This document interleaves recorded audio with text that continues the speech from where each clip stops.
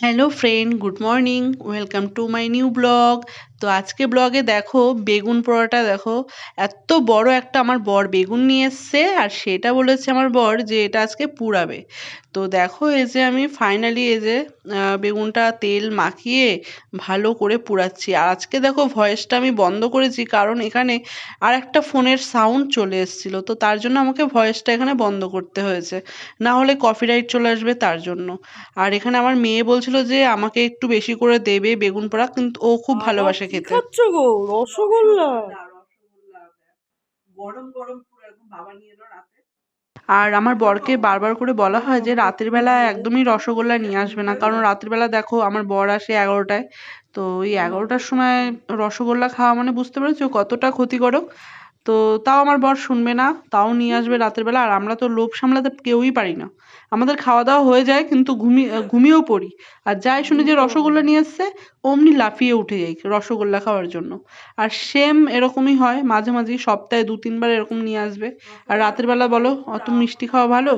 আমাদের শরীরের ক্ষতি। তো বললেও শুনবে না। আর মেয়েকে বলছি, মেয়ে পড়তে বসেছে, ওকেও বললাম যে নে তাড়াতাড়ি করে খেয়ে নে, কারণ শুরু তো হবে, অনেকটা রাত হয়েছে। হ্যাঁ, তুমি নাকটা আগে ঝেড়ে এসো, পড়া বন্ধ করে। অসুবিধা হচ্ছে খুব। আর পরের দিন সকালবেলা এখানে দেখো ফ্যানে ভাত, সকালবেলা আজকে তাড়াতাড়ি করে একটু ফ্যানে ভাত আলু ভাতে করে নিয়েছি।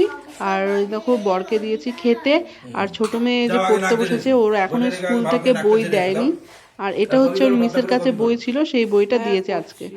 তো মেয়ে সেইটাই পড়ছে, ওর বাবা একটু পড়িয়ে দিচ্ছে, আর আমি তো কাজ বাজ করছি। আর আমার সকালবেলা তো একদমই টাইম হয় না পড়তে বসানো, তো তার জন্য আমি আর পড়াতেও পারি না। আর ও একা একা একদমই পড়তে চায় না, ওকে কেউ পড়িয়ে দিলে তারপরেই পড়বে। কংস। এরকম দুষ্টু, একা একা কিছুতেই পড়বে না।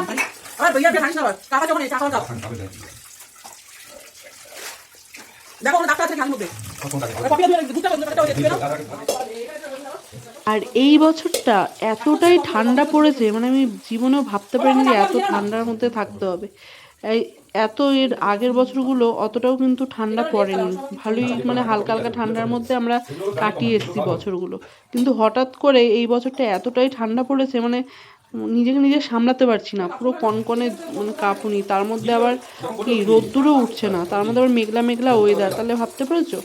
তোমরাও জানো ওয়েদার, এই ওয়েদারে তো সবাই আমরা অনুভব করতেই পারছি ঠান্ডাটা।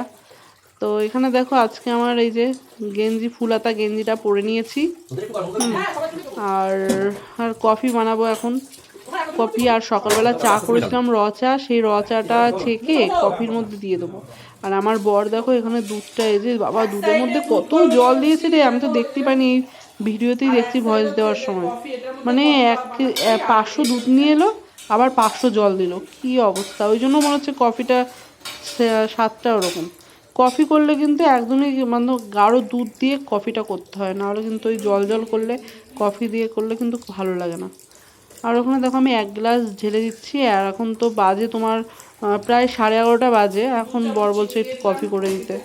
তো চলো আমি করেই দিচ্ছি, কারণ ঠান্ডাটা এত পড়েছে, রোদ্দুরও ওঠেনি, যার কারণে আমি কফিটা করে দিলাম। কিন্তু অসময়ে কফি খেয়ে আমার শরীর খারাপ হয়ে গেছিলো, একদম মানে অম্বল টম্বল হয়ে গেছে। কফি না যে কোনো টাইমে খাওয়া যায় না, একটা হচ্ছে সন্ধ্যাবেলা, আর না হলে সকালবেলা। বে টাইমে কফি খেলে কিন্তু অসুবিধায় পড়ে যায়, আমার তো ক্ষতি হয় খুব, আমার অম্বল হয়ে যায়, গ্যাস হয়। আর ওখানে দেখো দুধটাও জাল দিচ্ছি, আর একদিকে কফি বসিয়েছি। কোনো এটাকে মনিটর বলে, এটাকে সিপিইউ বলে, এটাকে মাউস বলে, এটাকে পয়েন্টার বলে। এই সবটা তোমাকে তুলে দিয়েছিল, তুমি সেটাও তুমি লিখতে পারোনি একটা। আর এই দেখো কফির এটা একটাও এত তুমি লেখো। শক্ত, যে নতুন খুললাম, আর লিখেছে এত দুটো, শক্ত মানে চামচ দিয়ে অন্যজনের নাম কাটতে কম পারছিলাম না। লিখে দিয়েছে। আর দেখো কফি দেখলে আমার এত সিপিইউটাকে ভালো বলেছে লাগে, পয়েন্টার, দেখো কি পয়েন্টার সুন্দর জায়গায় বলেছে কালারের মাউস। কফির কালারটা। এটা কেন? এরকম কিন্তু আমার যে কোনো আমার জামার কালার এত যদি ভালো এরকম করে হয় না, রিডিং আমার খুব পড়াটা ভালো তোমাকে লাগে নিজে কফির নিজে কালার। শিখতে হবে, যাতে আমি আর নিজে দেখো কোশ্চেন একটু দেখে একটু করে লিখতে পারি। দিচ্ছি বুঝতে পেরেছো? কফি। ওই আবার যদি বেশি তুমি কফি শেখার দিয়ে অভ্যাস দিলে করো, তিতো তিতো তাহলে লাগে, তো কোশ্চেন ওই পেপার জন্য হাতে এলে তুমি বুঝতে অল্প পারবে ও অল্প এইটা দিয়েই করতে কফিটা বলছে, করলে একটু এটা ভালো হবে। লাগবে। আর কফিতে কিন্তু কিন্তু জানো তুমি তো দেখে দেখে একটুখানি দেখে হালকা ওটা লিখতে মিষ্টিই হবে না, ভালো ওটা লাগে, কফিতে পড়ে আবার আগে বেশি বুঝতে হবে। মিষ্টি কিন্তু দেখেই ভালো লিখবে, লাগে না। কিন্তু আগে পড়ে বুঝে নেবে জিনিসটা, তো এই যে যে এটা কি করতে বলছে। করছি। আর তারপরে তুমি ঠান্ডা লিখবে। তো মানে জবরদস্ত এই ঠান্ডা, বাংলা বইটা হাত পা বসে একদম এর যেন মধ্যে যে হিন্দি কনকনে বা ঠান্ডা, অন্য বরফ জমে হবে যাবে এলো, মনে হচ্ছে বাইরে, এটাই দেখো ডিগ্রি সব এরকম। ডিগ্রি করাই আছে। 7-8 এগুলো ডিগ্রি বুঝে হচ্ছে বুঝে তুমি ঠান্ডা দেখো, উঠে এখানে গেছে। সব করা আছে ডিগ্রি। 0 তাহলে ডিগ্রিতে কোনো অসুবিধা বরফ আছে? হয়। আর আমি তো ভাবছিলাম যে 0 ডিগ্রি হয়ে গেলেই ভালো, একটু বরফ দেখতে পারবো আর বাইরেও যেতে পারবো না। মানে ঘুরতে গেলে যে বাইরে বরফ টরফ পড়ে সুন্দর লাগে দেখতে, পয়সা খরচা করে যেতে হয়। আর সেটা যদি আর 0 ডিগ্রিতে চলে আসে তাহলে আমাদের এখানেই দেখতে পারবো বরফ পড়াটা, ভালোই মজা হবে। কিন্তু সেটা তো আর হবে না। আর ওখানে দেখো দুধ উতলে উতলে যাচ্ছে, পড়েও গেল দুধ কিছুটা। চলো আর দুধ জাল দেবো না, অনেকটাই ফুটিয়ে নিয়েছি, তো দুধটা আমি রেখে দিই। আর এবার কফিটাও দিয়ে দেবো, হয়েই গেছে। আর কি করবো বলো তো, অনেক এত বাসন পড়ে রয়েছে রান্নাঘরে, সব বাসনগুলো মাজতে হবে, সকালের খাবারের বাসন সব মাজতে হবে। কি করে কাজ করবো, এখন তো দুপুরে রান্না আছে আবার। কফি একটু কম হয়ে গেছিলো দুধে, একটুখানি করে দিয়েছিলাম তো, তাই ভাবলাম যে আরেকটু কফি দিয়ে দিই, তাহলে আর একটু টেস্টটা হবে। মানে একদমই সাদা সাদা লাগছিল, তো কফির কালার যেহেতু কফির কালারই, তো সেই কালারটা আসছিল না, তাই তার জন্য আরেকটু দিয়ে দিলাম। এবারে এসছে কালারটা। আর কফির মধ্যে একটু ফেনা ফেনা থাকলে কিন্তু খুব ভালো লাগে দেখতে, দেখবে ফেনা ফেনা হলে কফিটা খেতে হেভি টেস্টি হয়।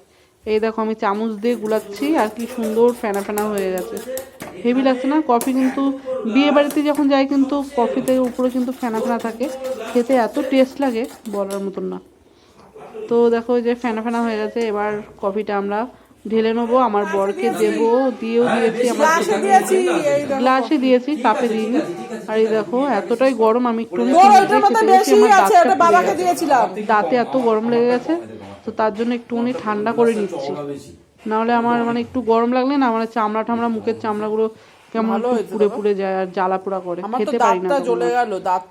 ওরা দেখো গরম গরমে যে মেয়ে পড়ছে, আর আমার বর দেখো প্যান ট্যান কিছু করেনি, এত ঠান্ডাতে কাঁপতে কাঁপতে বসে রয়েছে। গরম কফিটা দেখো ধোয়া বেরাচ্ছে কেমন, দাঁতটা খেতে গেলাম একটু দাঁতটা পুরো জ্বলে গেল। বাবা এত তেল, মাছের তেলটা ফুটছে না বন্ধুরা, কি বলবো, দেখতেই পাচ্ছে মাছের তেল দেওয়া আছে,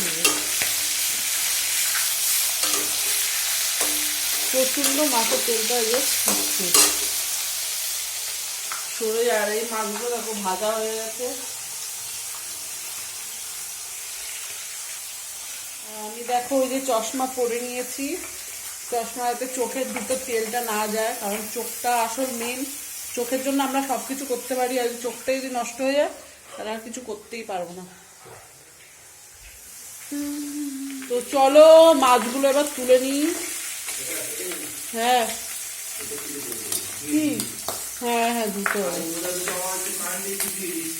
সব ওখানে ফেলে রাখো।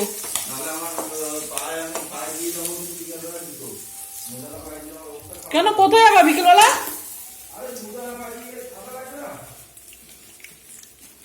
ও বিন দিয়ে করব মাছের ঝোল।